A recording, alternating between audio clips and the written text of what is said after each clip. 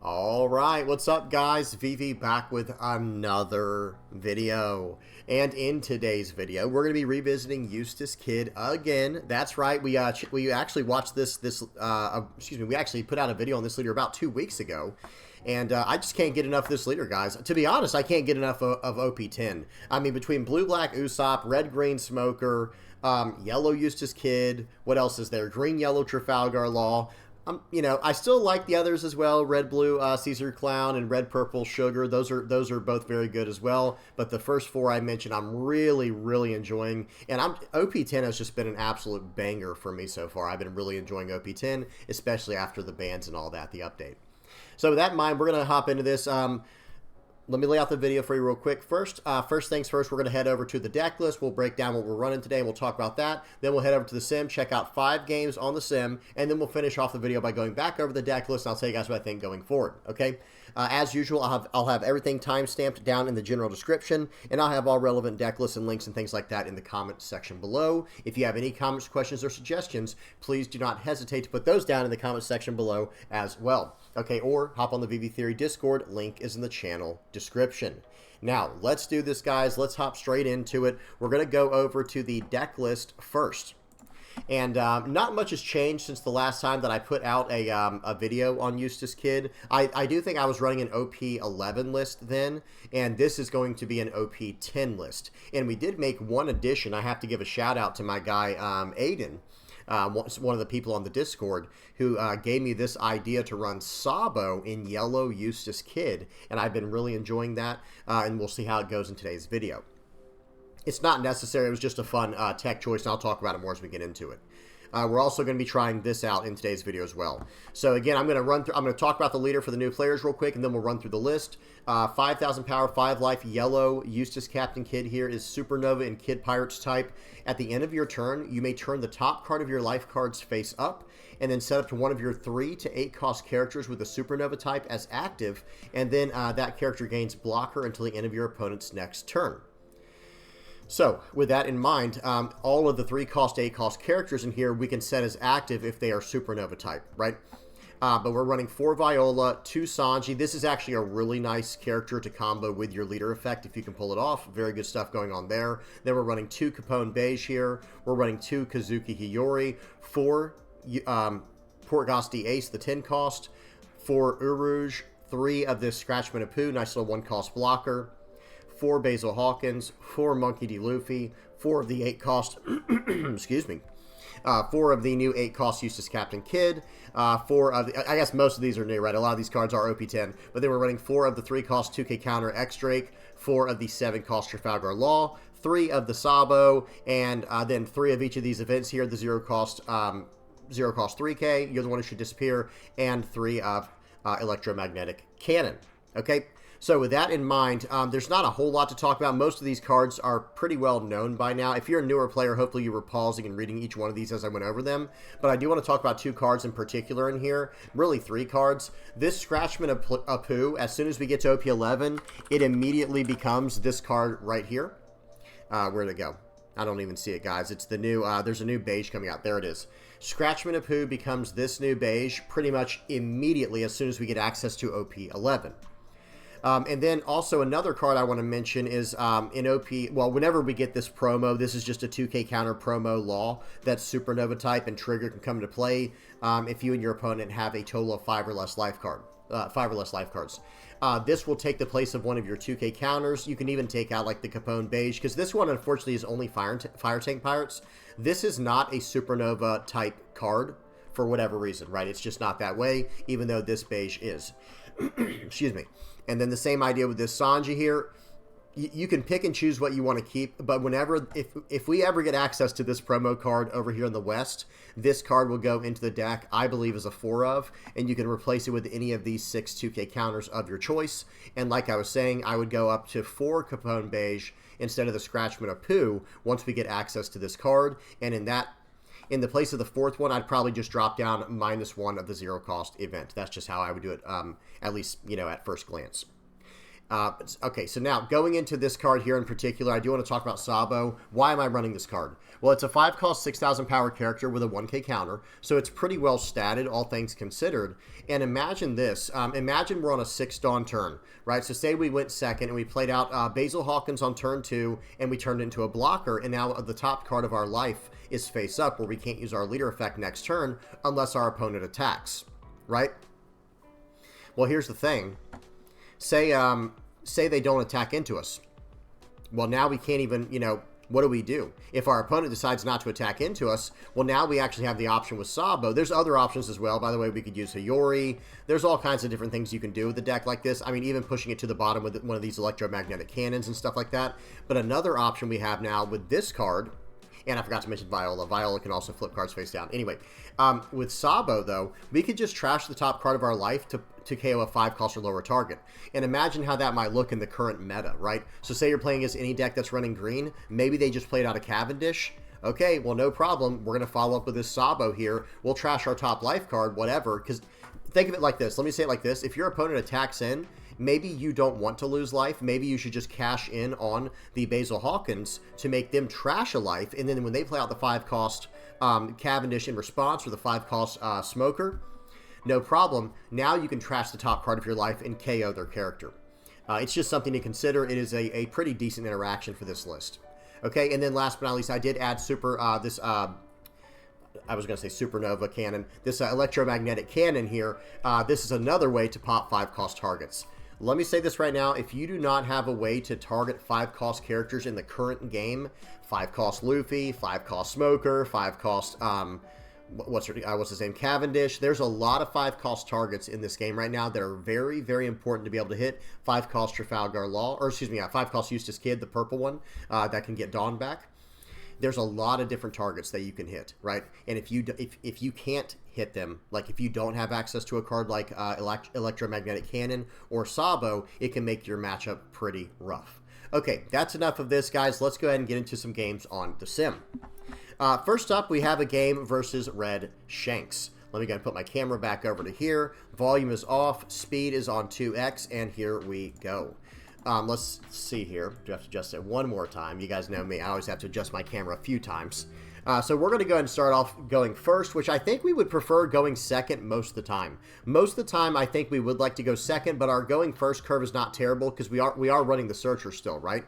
So we're going to swing in for 8, and they do end up taking that. We had no turn 2 play, guys. That's a feels bad right there. Now we're going to swing in for 6. We took their hit as well for 8. We're going to turn the Basil Hawkins into a blocker. They cannot pop this yet with the Ben Beckman because they are only on 6 Dawn. So we do get in some value here. We're going to block right away, trashing the top card of his life, and it was a Ben Beckman. Seems good. Excuse me. So now we are going to play out the 7-cost 9,000 power Trafalgar Law, adding a card to our life there. And now at the end of our turn, we're going to flip it face up. It was another Trafalgar Law, by the way. Now we have a 7-cost 9k blocker. Let me tell you guys right now, the way to deal, or at least the best way to deal with Shanks with this deck, is just go as tall as you can. I mean, they might be able to remove 1 or 2 of your big characters, but if you can fill out the board with enough of them, it becomes very hard for them to deal with. So we swing 5 into the Sanji, they let that go and draw a card. We play out the Trafalgar Law here. We swing first with the other one. They're down to 2 life. We're going to play out our second Trafalgar Law, play out the Viola. We're going to stand our card as active at the end of turn. And guys, we have 5 life. We have 2 7-cost 9Ks. Okay, we only have 1 now. That 10-cost Shanks had something to say about that. They're going to swing in. We're gonna take both of those, actually. We get another 7-cost 9K, and that's the answer. I'm just going to gain life every single time, and now I'm just going to smash in for 8 and then 10. Let's see what he chooses to do here. He might use his leader effect in 2K, 1K, or he could just 2K, 2K, or he could just take it. That's fine as well. So now we're going to swing in for 10, and we're going to pass the turn. We're going to stand up that blocker, and they just go ahead and end. They just go ahead and leave the game at that point.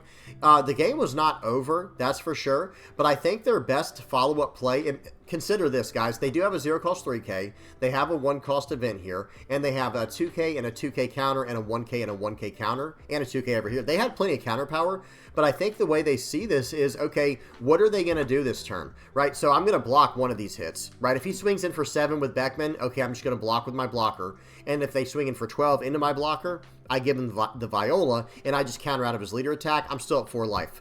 Or I could just take every one of these hits, go down to 2 life, and slam down an ace. You guys see where this is going. I can just keep getting out of this and gaining life and keep putting on this pressure and slowly whittling down his hand. Now, don't get me wrong. My opponent definitely threw in the towel too early. I'll tell you that right now, guys. They definitely threw the towel in a little too early. But it gets to this point where, okay, you're not able to attack into my board as aggressively. And how many times can they defend out of swing 9, swing 5? So this turn right here, what are they going to do, right? Excuse me, they don't have a blocker in hand. So what they would have to do, they have to leave 1 Dawn as active for the event, the 1-cost event. And then let's see what it would look like, guys. If I swing all out and they have access to all their counter power, here's how that would look. Okay, swing 5 with my leader. Let's just get his leader effect out of the way just so we can have simple math here. Swing 9 with one of my Trafalgar Laws. That's going to take both 2Ks and a 1K out of his hand. And then if I swing in for 19 with my leader, this is how much it would take. The 0-cost 3K would put him at 8. The event would put him at 11. And then we already went through the 2K, 2K, 1K. So I think he has a 2K and a 1K left. So that would put him at 14, I think around 15. So he wouldn't be able to get out of it. So the best thing he could do from there is probably play out the Rayleigh and reduce the power of my characters and go from there. Again, I don't know if he'd have exactly enough, but it would definitely be cutting it close. But again, if he swings in like that, next turn we just play out a 10-cost ace and we just rinse and repeat for the following turn. You see what I'm saying? It just becomes very hard for them to deal with. I do think they had at least one more turn there to stabilize and maybe try to win on the crackback. But hey, they gave up before then. We'll never know what happened. Good game to my opponent. Okay, that was against Shanks. Now we got a game versus Blackbeard. Okay, we have a game versus Blackbeard. And I think this is a pretty even matchup.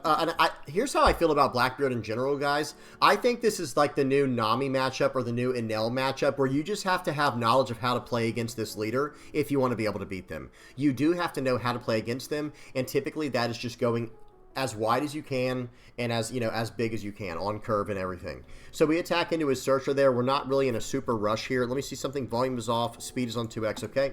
They play out the Shiryu to get rid of our Viola. That hurts. That definitely hurts. Now they're going to go ahead and pass the turn back. They're deciding whether or not they want to use the leader effect. They very wisely did not use the leader effect, and I can't punish them here. Seems good. Okay.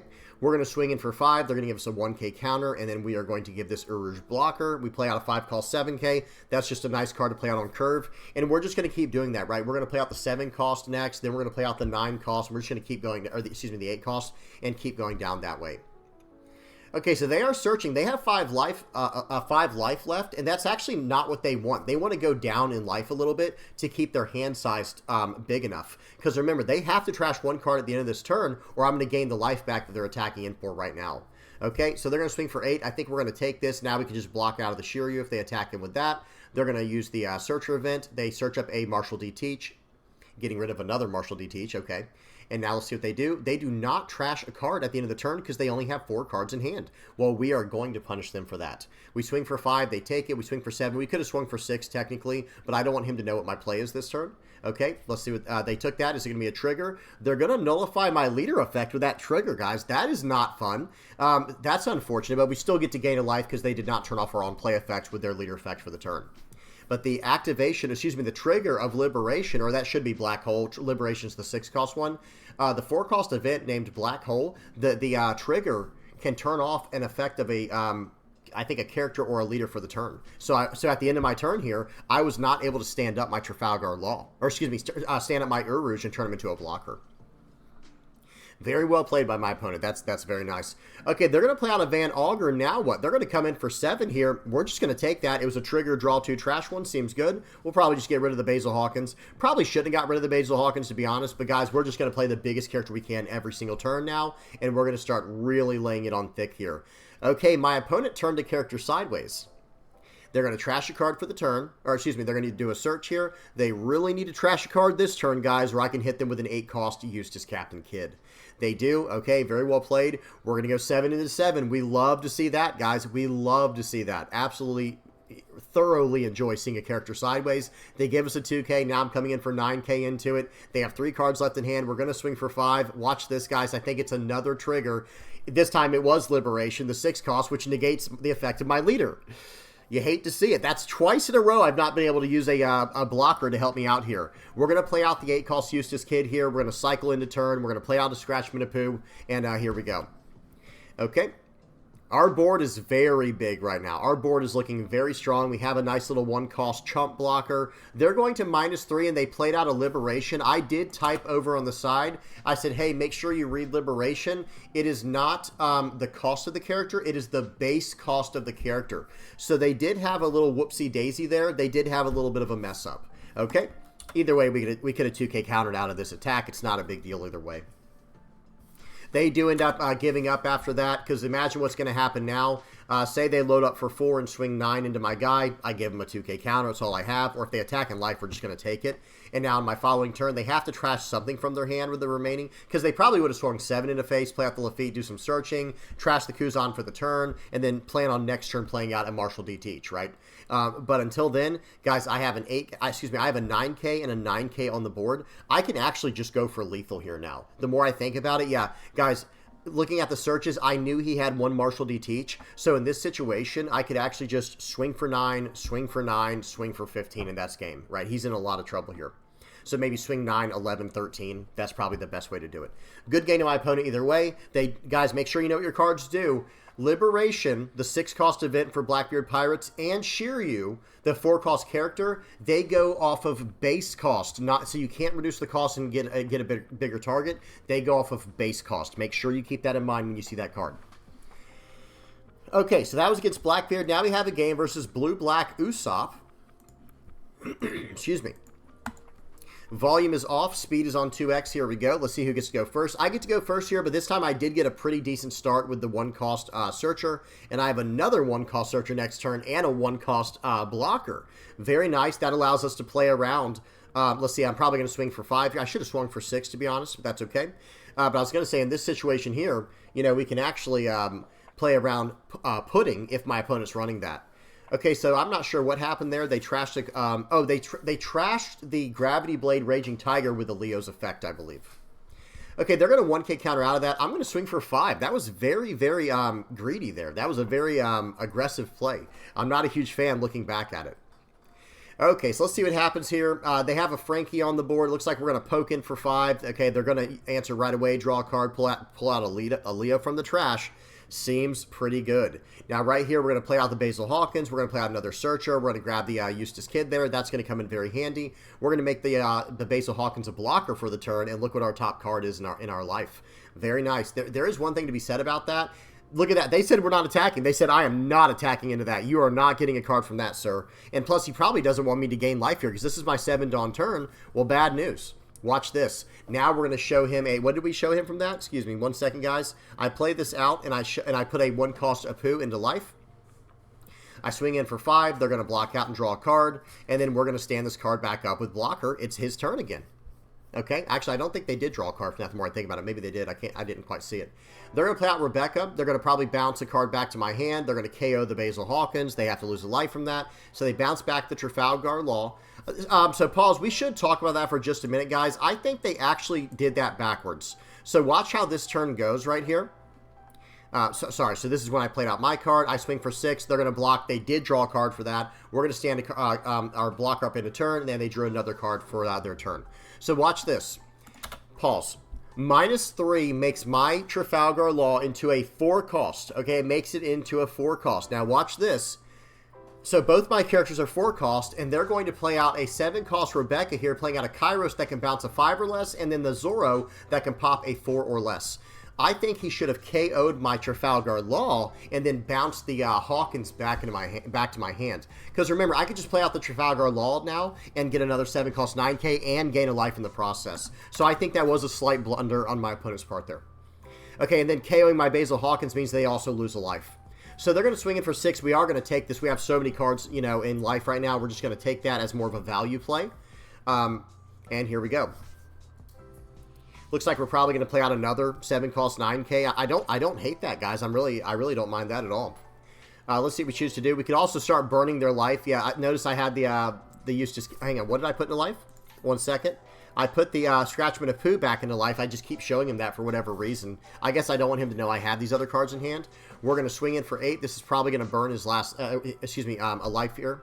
Not burn, but he had to take that. Okay, he red rocks my guy out of the way that time. Now I get to counter out of this one for 1. And then they're going to swing in for 6. I can probably 2K out of this, and I'll take the 9K hit. And then he'll probably play out a blocker to finish out his turn. Very nice. Yeah, that was a very good turn for my opponent. The whole 10 Dawn play there with 6 costs for the red rock, 4 costs for Frankie. Incredible. Right here, we're going to smash in for 6, it looks like. And then we're going to play out a Scratchman of Pooh. Because remember, guys, we actually cannot stand up our character at the end of turn because our life card is not face down. Okay, unfortunate. Okay, here we go. Let's see what they choose to do. They have no life left. We have an 8 cost 9K on the board. He's going to swing for 9. He's just going to do a check here, which means he's probably going to play out another one. Okay, nope. He's actually just going to go all in here. So in this situation, he's going to try everything in his power to get rid of this character. We're going to 1K out of that. He's probably going to swing for 9 more. Or 10 more. Okay, now I can 0 cost 3K. He's got 2 Dawn left for an Idio. We're just going to give him the blocker here. Seems good. And all right, here we go. We're going to poke in for 5. He has to give me something here. He gives me a blocker, which allows him to draw a card. He chose not to draw a card for whatever reason. I guess he's going to do it this time. Okay, using the Leo there to do a top search, and then drawing a card as well with that, I believe, with the leader effect. And then we're going to swing it for 12. Okay, he only had 11K. Got to look out for those 1-cost cards, guys. That's why it's also a good idea. Hey, so be sure to try this, guys, whenever you're practicing in your games. I poked for 5 first. He gave me a blocker. I poked for 9. He gives me another blocker. He has nothing on the board, 5 cards in hand. Okay, I'm going to load 10 Dawn on a 1-cost 2K, and that's going to be a 12K attack. Okay, watch again. So he blocked that, brought back a Leo. He's looking for some counter power here because I have a 1-cost 2K on the board. He has 6 cards in hand. I'm going to swing for 12. He gives me a 2K, 2K, 2K, and that's it. The other 3 cards are duds. They're bricks. Good game to my opponent. All right, next game we got against Purple Luffy. Guys, I really enjoy playing Eustass Kid. This yellow Eustass Kid deck is a lot of fun. Be sure to tell me what y'all think in the comments section below. If there's a certain card you guys have been using, or even a certain matchup that you're struggling with, be sure to tell me that down in the comments section below so I know to target those in the future. And again, if there's any really good cards you're using that are like really helping out that I'm not using, I'd love to know. So they're going to play out the 4 cost here to ramp some Dawn. They're down to 4 life, and they did ramp Dawn last turn. They're up to 6. Now they're up to 7.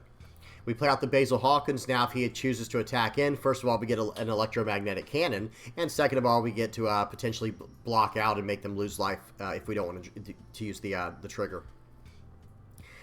Okay, they're going to play out the Zoro here. So I guess they were on 8 Dawn after ramping. Excuse me. And let's see what they choose to do now. They saw 4 Dawn. They're going to play out another Zoro Juro. And let's see what they choose to do. They're going to not attack at all. They don't want me to have a blocker next turn where they lose life from it. But unfortunately for them, we can probably decide to just not let them have that ability. Right? Watch this. We're going to swing for 5. Okay. He takes it. Whoa.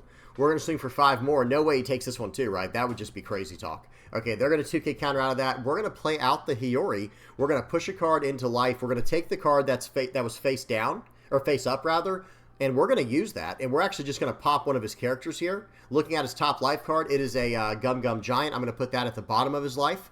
I put it at the bottom of his life because I actually planned on burning it this next turn here because I figured he would probably draw, you know, how do I say this? If he takes the life himself here, I can burn it with my Basil Hawkins by blocking, or if he doesn't take it, then I can burn it next turn with my Captain Kidd, if possible. It depends on the board state. He's going to play out some stuff here. Okay, he's got a blocker. He's going to Dawn -1 to pop my Scratchman of Pooh. That was really well played, and now I can't even burn his card. He played around that very well right there, guys. He played around it very well. We're going to swing for 5 to see if he can counter out. Okay, he actually takes that. Now, right here, I choose to gain a life. I think what I should have done was play out the Eustass Captain Kidd, but I don't have a lot of counter power in hand. I guess I was trying to play a little defensively here. I don't know. We're going to swing in for 7. He's going to go ahead and take that, and then we're just going to stand up the Basil Hawkins and return as a blocker, but now we know he has a Gum Gum Giant. We could have played that a little bit better, just standing up the Basil Hawkins, but at the same time, typically speaking, if they want to get around that card, they could just take the life themselves. Okay, here we go. They're going to swing in for 6. They're going to swing in for 9. We'll go ahead and give him a blocker here. That's fine. And he has 10 Dawn left to work with. I really like the way he's attacking here. I mean, he attacked a little bit out of order. He should have swung with his leader first, in my opinion. But very good. It could have been a 5, 5, 6, 9 attack. And now he's got a 10K coming in. And here we go. He was able to KO my Hiyori with the Kamazo effect. or the Kamazo effect. We're going to swing 2 into 1. Does he want to protect that? He said, nope, sure don't. And here we go. We still have 3 life. We're not quite at jeopardy of losing next turn. We're going to go 9 into 5. This should be a a Gum Gum Giant right here. So that's going to cost him 1 card from hand ultimately, right? It's going to cost him 2 Dawn and 1 card from hand because Gum Gum Giant ends up being 2 cards that draw 2 cards to break even, and then he has to give me a 1K on top of it. We'll swing for 9. He gives me a blocker. We did gain a life. Now we have a, we got rid of his blocker. We gained a blocker, and now we gained a life as well with Eustass Captain Kidd. That Eustass Captain Kidd is pretty much a dead card in our hand right now. They have no life. It's just not going to help us. We're going to recycle that as much as we can with these Trafalgar Law blockers at this point. Okay, but we do have 2 9Ks on the board. Okay, we do have 2 9Ks on the board. I'm not even. I don't think I'm going to give him the chance to block in or to attack into my blocker. I'm probably just going to take these and then block out the 10K to 2K out. Just in case he wanted to load all up, I didn't want to take that. Okay, swinging in for 5 into 5. I could give him the Viola here. It's a tough call. I'll tell you that much right now. It's a very tough call. I think what I'm going to do here, what I should do here is just take it. Yeah. And now in this situation here, I think I should just go for a game. I'm going to attack in for 5. Let's see what happens. Or I could just go 7. Yeah, and then 9 and then 11. Could go 7, 9, 11 with the electromagnetic cannon. He gave me a 2K, 1K. Beautiful. We're going to remove that blocker. Now we're coming in for 9. Remember, this will drop him down to 4 cards in hand after he does this whole effect here. And now I'm coming in for 13. Pause. This is what this would take. Even if he has a Gum Gum Giant, that's what this would look like. He only has 1 Dawn. So Gum Gum Giant means 2 cards go out of his hand to buff him up to 9K. And then he'll only have 2 cards left in hand afterwards, right? Actually, hang on. He would go back to 4 cards. Yeah, it would have to be 2, 4, 5. It'd have to be 5 more K counter out of hand after the Gum Gum Giant. So let's see what happens. He has Gum Gum Giant. He trashes a dead card in hand, gets a 2K, 2K. He was 1K short of being able to get that off there. That was kind of scary. Excuse me. We did have another option there to just swing into the board, like swing. So in other words, it would be swing 5 into 5 into the Kamazo here, and then swing 9 into it, and then swing 9 more into it just to get rid of this card off the board. And if he lets that one go, swinging 9 into this card, and then we could play out the 10 cost ace to gain a life, not even to go for lethal, just to gain a life, and then stand our character as active, and then we can, with the leader effect in a turn, and we have a 9K blocker, and we should be fine from there with 3 life, and some of their characters should be gone at that point, right, theoretically. Good game to my opponent. That was a close one. Purple can be pretty rough. You got to go tall as fast as you can. Okay, here we go. Volume is off. Speed is on 2x, and we have a 21-minute game here, guys. That's right, so buckle up. Grab your beverage of choice, and here we go. Now, I do have it on 2x speed, so it should only be 10 minutes. I have to give a shout-out to this guy. This was last night that I played this game, and I was playing a little bit slow this game because this can be a pretty tough matchup, and I did not have the greatest start to this game, so this ends up being a very tough game for me. They're going to go ahead and start off with a Bonney into another Bonney Searcher. Watch this. This was a pretty ideal pull for the Bonney player. They played it very well, but yeah, this ends up being a very close game. So they're going to swing in for 5 here. We're actually going to counter out because this is probably going to be a long game. I say probably. We know for a fact it's going to be a long game. I told you it's a 21-minute game. Okay, so we swing 5 into that. That card's gone, and now we have an X-Drake here. We're just going to reveal this card and give it blocker just so I can get something on the board if I need to, and I can start tapping down their characters with the X-Drake, standing him at the end of turn if he attacks in. Okay, and this is what we expected. This is what we expected. They play out an Uruj. They're going to be able to get 1 Dawn active at the end of turn after swinging for 5. We're going to take that hit. In a turn, they're going to stand a Dawn as active, and now we're down to 4 life now. So there was an argument to not attack into me there, but hey, they chose to do that. We'll take it. We block that card down with X-Drake. Now he can't tap anything down with his leader effect. We get rid of that Jewelry Bonney. We're doing okay. We're going to play out the Scratchman of Pooh here. We have nothing else here. Guys, we're not using that electromagnetic cannon on an Uruj. We're going to use that on Cavendish or Smoker or Carrot, right? We're not using it on an Uruj. It's not happening. Unfortunate, but yeah, we have to play it in that way, and look what they get. Now this X-Drake's looking like a pretty good play, isn't it? Playing out that X-Drake is seeming pretty good. One play mistake here I have to mention. I think I should not have. I think I should have countered out with the Scratchman or blocked with the Scratchman of Pooh there. So we rest down the Tashigi and we KO the Cavendish because Tashigi has to rest in order to save a green character, right? So that was the idea there. Now we're swinging 8 into it. They're going to rest down our blocker. Now they're probably going to block with the Rouge here. Or just let it go. Okay, that's smart as well. Excuse me. And now we're going to play out another Scratchman of Pooh, standing up our X-Drake, and we're kind of controlling the game with this X-Drake play here and with our leader effect. Okay, our only chance at this point is really to go tall on the board. Wow, they're going to play out a Hody Jones, and I think I'm about to lose my entire board. Feels bad, man. Feels bad. Now, they did lose a life in the process, so okay. You know, we're one step closer to winning this game. They did take their own life in the process there. They lost 1 life. And now they're going to be able to swing in. I think they're just going to take my entire board here. I think this is the right call for sure. They're going to play out the Rosinante. Right here, I need to swing in with the leader. I have 10 Dawn. I can't really get any pure value just yet with my with the effect of my my ace. So we're going to play out for a 10 Dawn turn here. We're going to gain a life. Excuse me. We're going to gain a life there, tapping down the Rosinante, and we're going to go 6 into it. I need these little chump blockers off the board. I need the chump blockers off the board. Okay. I wonder, could we have done that a little bit differently? Hang on 1 second, guys. I do have to check something. I think we did that a little bit in bad sequencing. Yeah, so pause. I should have swung in for 5 first. I tried to swing in for 6 and forgot about the leader effect. That was just a play mistake, because then I could stand up the X-Drake and save it for later. That was a play mistake. I should have absolutely swung 5 into 1. He's not countering out a 5 into 1. If he does, that's good for me. He goes down to 3 cards in hand. That's completely fine. He can have the chump blocker, because I would then be able to save my X-Drake at the end of turn. So watch this. Instead, I mess it up. I end up swinging 6 into 5.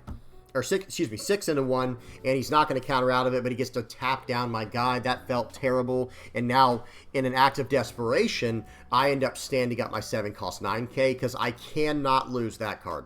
That card I can't lose. I can lose the X-Drake. In fact, if they attack into that, he'll work as a counter anyway, but I cannot lose that card. I cannot lose the X-Drake. Okay, so they go 9 into 3, just as I feared, but now I do get to block out with the Jory Bonney. I think they should have blocked with the Jory Bonney first, but that's okay. We end up taking the hit, by the way. I could have blocked out, but I was taking it, I guess, just for cards, just to get some cards in hand. Okay, so right here, we're in a position now where we need to just play out I need to just start chaining together these bigger characters. We swing 9 into 8. I should have swung 10 into 8 and played out the Eustass Kid here, but watch this. We end up playing out the 10 cost to get a card into life, and then we can stand up our character with blocker. Now it's a 9k blocker. And now we have a 1k, a 1k, and a 0 cost 3k. I feel much safer about blocking with my Trafalgar Law in this situation. Guys, we're going into a 10 Dawn turn, and we are all on 4 life. It is 4 up right now with the life, and they have an insane board, but their hand size is getting a little bit low, and their characters are not as big as mine. They have 2 very tiny characters, little chump blockers, so you can barely count those, even though they still matter, but they're not as good as what I have. And then, in fact, even their bigger characters are not as good as what I'm running right now. But hey, this is coming down to the wire here. You can tell this game is going to come down to the wire just by the board state. So right here, we are going to, I'm debating whether or not I want to block, because if I block here, they can load all 5 on the Eustass Kid and get rid of my character, and that is what I have to avoid. Now they're going to swing for 11. I think I'm going to take this, and now for the final attack here, I'm going to block with my Trafalgar Law and counter out however needed. They swing in for 10. We'll block, and we'll give them a 2k counter. Okay, in fact, we have to give them a 0 cost 3k, unfortunately. Very, very unfortunately. Okay, but now we do have a fresh life to work with now, so we don't necessarily have to use another ace here in order to give our guy blocker end of turn. We go 10 into 8. This is probably going to give me a blocker here. He gives me a 0 cost 3k. Okay, interesting. I would have probably cashed in on the blocker there. That's what I would have done personally, but it's not, you know, there's more than one way to do it. Okay, looks like we're going to go ahead and play out the Eustass Kid. Now, get this. We trash his life, and then we're going to play out the blocker, the Viola. And we can't swing with our leader anyway. And right here, we're going to look at their top life cards. I'm going to adjust it where the Rosinante's at the end. They have a 2k, a Cavendish, and a Rosinante. Okay, and now I have 2 blockers. I have 2 life. They only have 3 major attacks for me to worry about. And I have a decent amount of counter power in hand and a 2k in the top of my life. So I'm okay. The only thing that can really rock me right here is another Hody Jones. We are just hoping and praying that they do not top deck a Hody Jones, because that will be the end of us, guys. That will be the absolute end. 9 into 9, that's a 2K counter. Or excuse me, a 1K counter. That's a 1K counter. They go 10 into our life. We are going to take that. And now they're going to smash in for 10.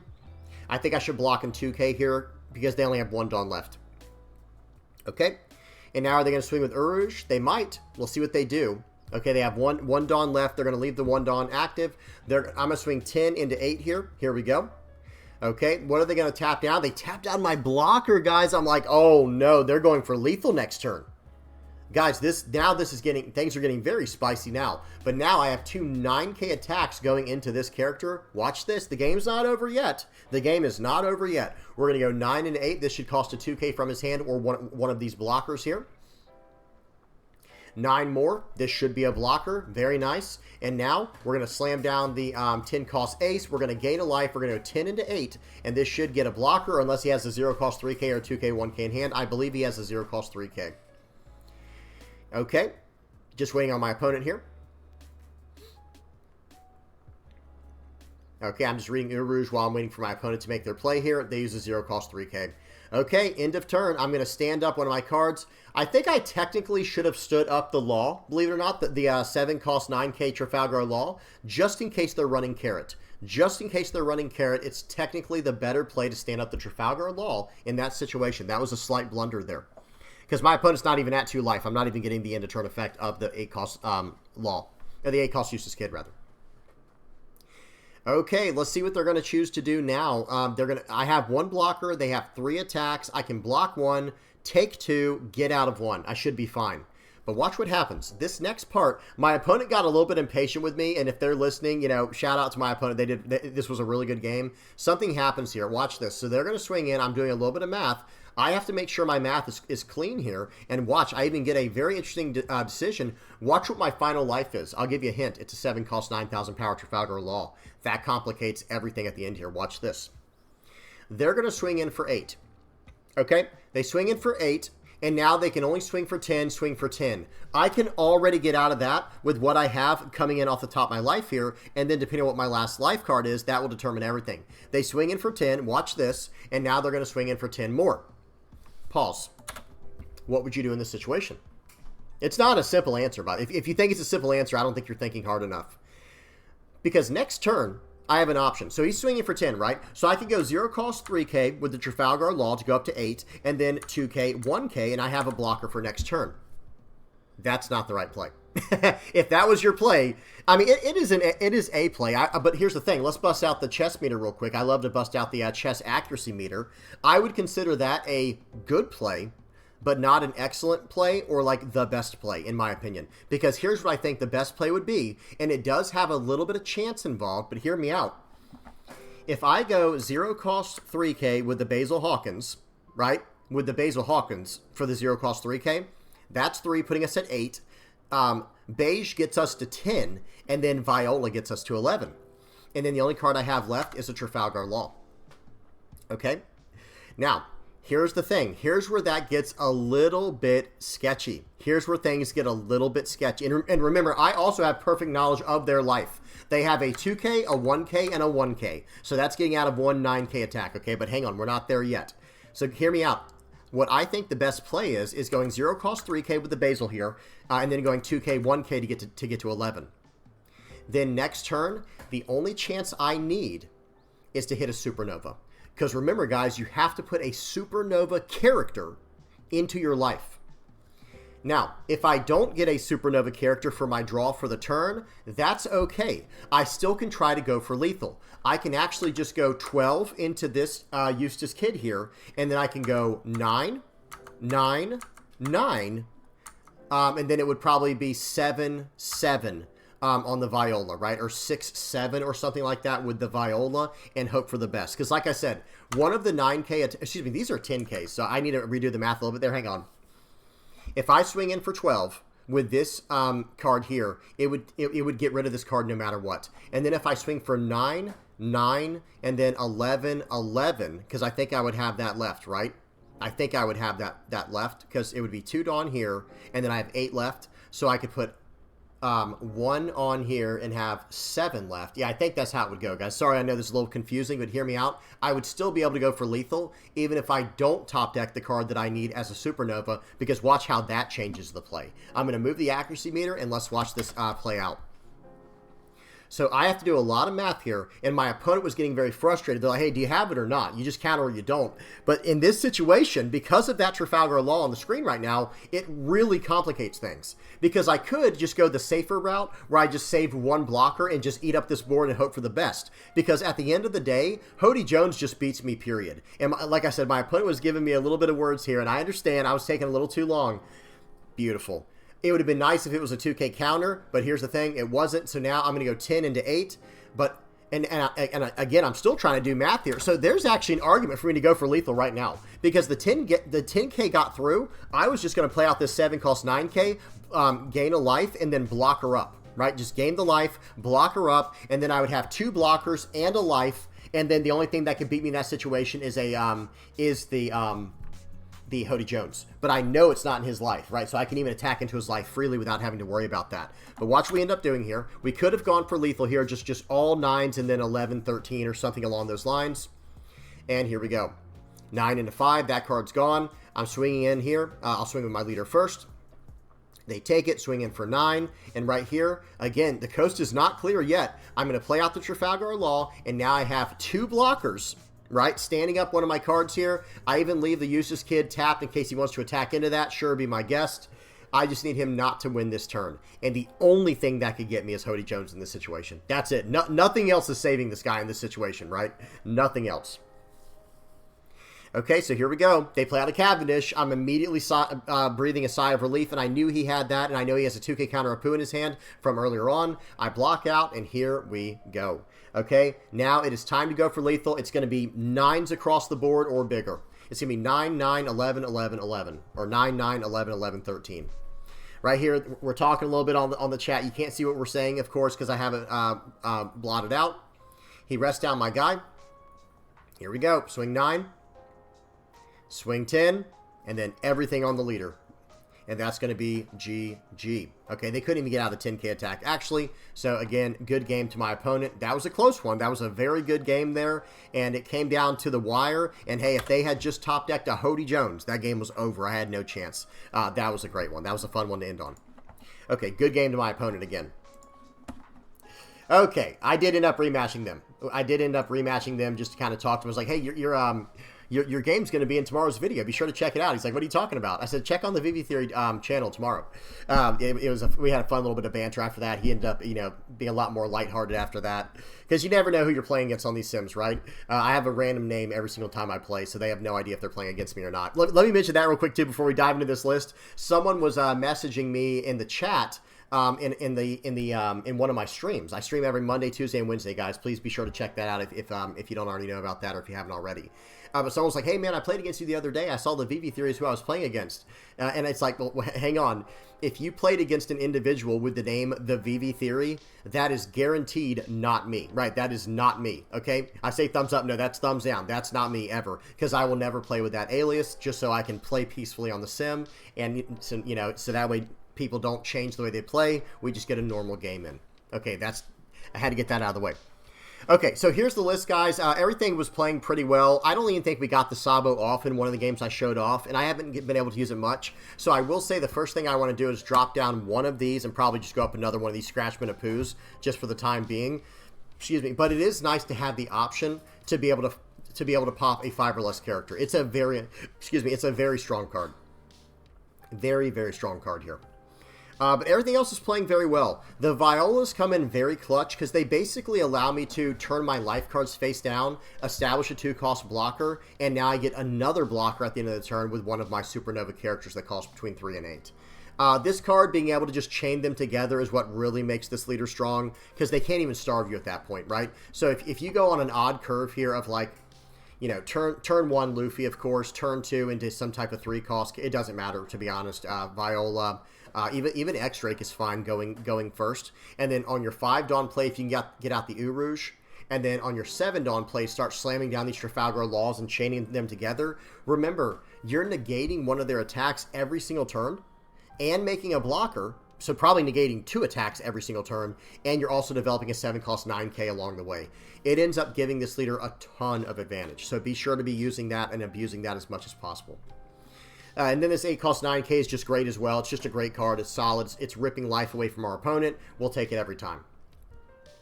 But that's about it, guys. That's where we're at right now. The Sabo is nice to have. You know, it is a decent play from here every now and then, even though I did not get to show it off in today's video. Same thing with the Sanjis. It's like when the Sanji or the Hiyori or the Sabo does what it's intended to do, it feels really good, right? It has a lot of potential. But yeah, generally speaking, I think you're going to want to go second with this list, guys. I prefer going second, so that way I can go, you know, turn 2 Sanji potentially into turn 1 Sanji into turn 2 Basil Hawkins, and then turn 3 you still play out an Uruj, that's fine, and you stand him up. You can even play out a Monkey D. Luffy with it, or a Scratchman of Pooh with it, and then have a 5-cost 7k blocker for the next turn, and then on your 8 Dawn turn, you have the choice between a Captain Kidd or a Trafalgar Law with extra Dawn to play with. So it's a really nice, the deck's performing very well. I think this is a very solid list, and it forces your opponent to just play some good old-fashioned fundamental One Piece with you, right? Like just some really, it's a good time. I don't know how else to say it, but I think the deck has got some potential for sure. And if it gets even more support in the future, even better, right? Really good stuff. All right, I'm done, guys. That's about it for today's video. Let me go ahead and get the outro page going here. Hope you guys enjoyed. If I missed anything, help me out in the comment section below. Just please be nice. Big shout out to everybody who supports the channel. Guys, whether you're liking, subscribing, sharing, commenting, viewing, using my TCG affiliate, TCG player affiliate link, help me out on Patreon, PayPal, donations. If you're a Playmat supporter, YouTube member, Discord community member, thank you guys so much. I really, really appreciate it, okay? It means a whole lot to me.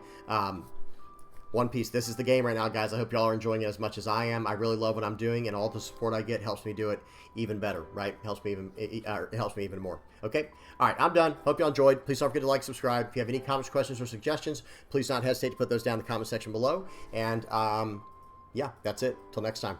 Peace.